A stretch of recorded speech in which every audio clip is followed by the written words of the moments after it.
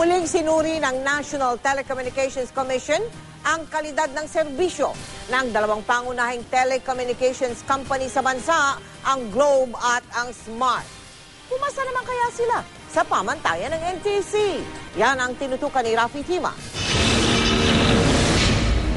4 na buwan lang ang nakakaraan, bagsak ang Globe at Smart sa pamantayan ng National Telecommunications Commission o NTC sa dami ng block calls sa mga tawag na hindi kumukonekta. Pero sa pinakahuling quarterly quality of service benchmark test na isinagawa ng NTC, pareho ng pumasa ang dalawang pangunahing telcos. Gayunpaman, pareho naman sila ngayong bagsak sa dami ng drop calls sa mga tawag na napuputol. Sa test na isinagawa ng NTC nitong Setyembre, 2 sa bawat 100 tawag sa Smart ang napuputol. Sa Globe naman, halos 3 sa bawat 100 tawag ang biglang napuputol. Pinagpapaliwanag na ng NTC ang dalawang telco. The explanation expected to be submitted not later than Monday. Depende sa magiging sagot ng dalawang kumpanya, pwede umano silang panagutin.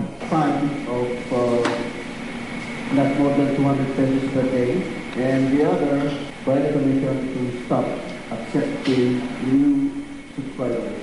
Isang buwan isinagawa ng NTC ang testing sa Metro Manila gamit ang mga postpaid SIM cards ng Globe at Smart. Sa ngayon, isinasagawa na rin nila ang test para sa huling quarter ng taon na kanilang ilalabas sa Disyembre. Ang Smart nais daw makuha ang kumpletong datos mula sa NTC, partikular na sa dami ng kanilang drop calls. Nagsasagawa na rin daw sila ng third-party test. Matapos mapaganda ang serbisyo laban sa blocked calls, pagtutuunan naman daw nila ng pansin ngayon ang drop calls. Ang Globe naman natuwa rin sa resulta ng NTC test.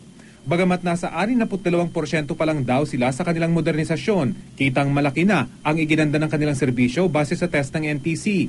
Itinuro din nila ang pagdami ng interference dahil sa mga illegal na repeaters at jammers na nakaapekto sa kanilang serbisyo. Makikipag-ugnayan daw sila sa NTC para masugpo ang paggamit ng mga illegal na kagamitan. Rafi Tima, nakatutok, 24 oras.